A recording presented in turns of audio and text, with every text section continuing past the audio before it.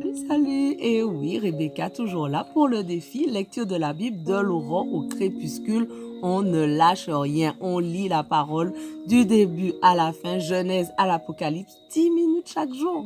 Merci Seigneur parce que tous ceux qui sont avec moi, ils tiennent la route, ils rattrapent leur retard. Et je veux te demander vraiment de les bénir. Bénis chacun de nous. Aide-nous à comprendre le passage du jour et aide-nous à pouvoir vraiment nous replonger dans ta parole chaque jour et à garder la motivation au nom de Jésus. Amen.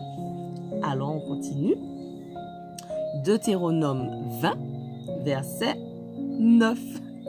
Quand les officiers auront fini de parler aux soldats, on désignera les chefs des armées pour commander les troupes.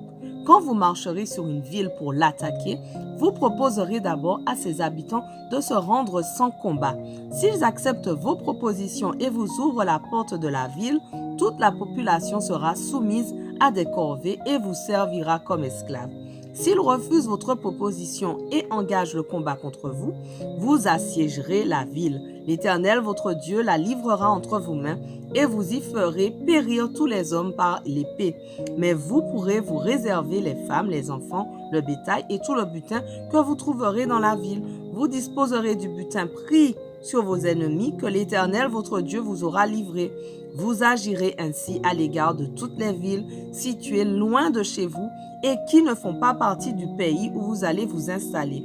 Quant aux villes de ces peuples que l'Éternel, votre Dieu, vous donne en possession, vous n'y laisserez pas subsister âmes qui vivent. Vous exterminerez totalement pour les vouer à l'Éternel les Hittites, les Amoréens, les Cananéens, les Phéréziens, les Éviens et les Yébousiens, comme l'Éternel, votre Dieu, vous l'a ordonné, afin qu'ils ne vous apprennent pas à imiter les pratiques abominables auxquelles ils se livrent en l'honneur de leur Dieu et par lesquelles vous pécheriez contre l'Éternel, votre Dieu.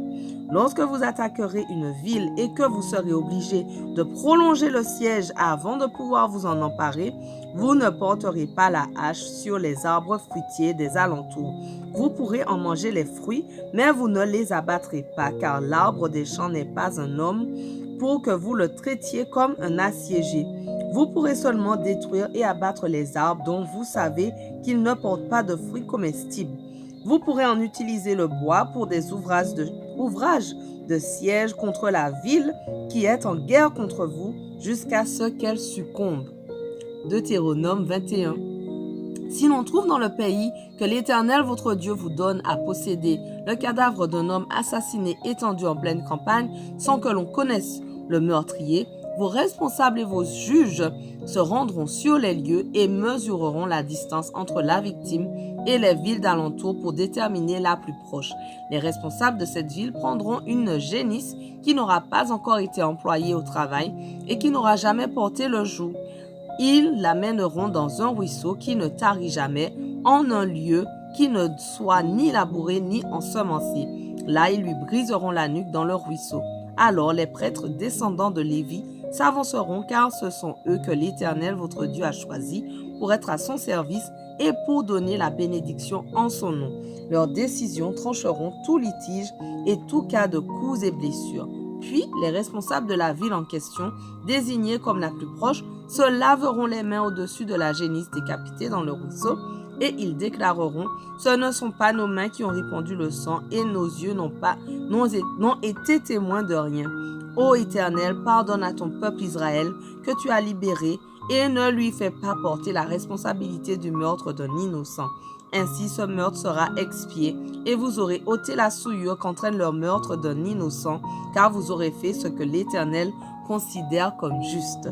Lorsque vous partirez en guerre contre vos ennemis et que l'Éternel votre Dieu les livrera en votre pouvoir, il se peut que parmi les prisonniers que tu feras, tu remarqueras une belle captive, que tu en tombes amoureux et que tu l'épouses. Alors, tu l'emmèneras chez toi dans ta maison. Là, elle se rasera la tête et se coupera les ongles. Elle enlèvera le vêtement qu'elle portait comme prisonnière et elle demeurera dans ta maison. Pendant 1 mois, elle pleurera son père et sa mère. Après cela seulement, tu t'uniras à elle. Tu seras son mari et elle sera ta femme. Si plus tard elle cesse de te plaire, tu la laisseras partir où elle voudra. Tu ne pourras ni la vendre, ni en faire ton esclave après qu'elle aura été ta femme. Si un homme a 2 femmes, il se peut qu'il préfère l'une et aime moins l'autre. Si l'une et l'autre lui donnent des enfants, il peut se trouver que le fils premier-né est de la femme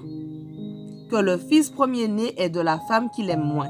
Le jour où il partagera ses biens entre ses fils, il ne pourra pas conférer le droit de l'aîné au fils de la femme préférée, au détriment de celui de la femme moins aimée. Au contraire, il reconnaîtra comme premier-né le fils de la femme qu'il aime moins et lui donnera une double part de l'héritage de tout ce qu'il possède, car c'est lui qui est le premier rejeton de sa vigueur. C'est à lui qu'appartient le droit d'aînesse. Si un homme a un fils révolté et rebelle, qui n'obéit ni à son père ni à sa mère et reste insensible aux corrections qu'il lui inflige, ses parents se saisiront de lui et l'amèneront devant les responsables de la ville à la porte de leur cité. Ils déclareront aux responsables: notre fils que voici est révolté et rebelle. Il ne nous obéit pas, c'est un débauché et un ivrogne. Alors, tous les hommes de sa ville lui jetteront des pierres jusqu'à ce que s'en suive. Ainsi, vous ferez disparaître la souillure qu'entraîne le mal du milieu de vous. Tout Israël en entendra parler et sera saisi de crainte.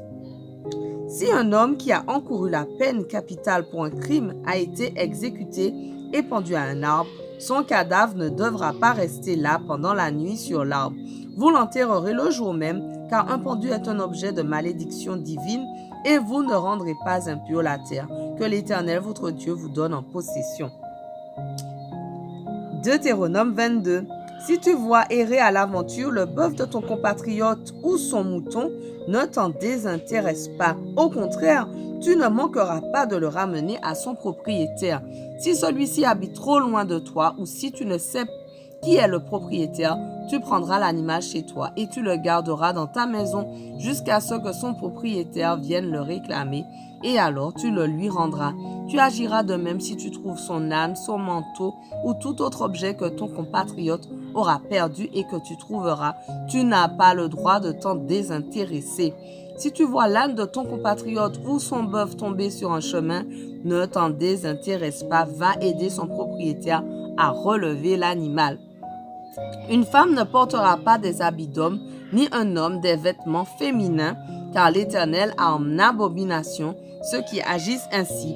Si tu trouves en chemin un nid d'oiseau sur un arbre par terre, un nid avec une mère couvant des œufs ou abritant des oisillons, tu ne prendras pas la mère avec sa couvée. Laisse s'envoler la mère et tu pourras prendre les petits. Si tu agis ainsi, tu seras heureux et tu vivras longtemps. Si tu construis une nouvelle maison, tu installeras une balustrade autour de ton toit en terrasse pour que tu ne sois pas responsable de quelqu'un qui tomberait du toit. Tu ne sèmeras pas d'autres plantes dans ta vigne, sinon tout ce qu'elle produira, les raisins comme la récolte des autres graines, deviendra sacré. Tu ne laboureras pas en attelant un bœuf et un âne ensemble à la même charrue. Tu ne porteras pas de vêtements coupés dans un tissu de laine et de lin mélangés. Tu mettras des cordons aux 4 coins du vêtement dont tu t'envelopperas.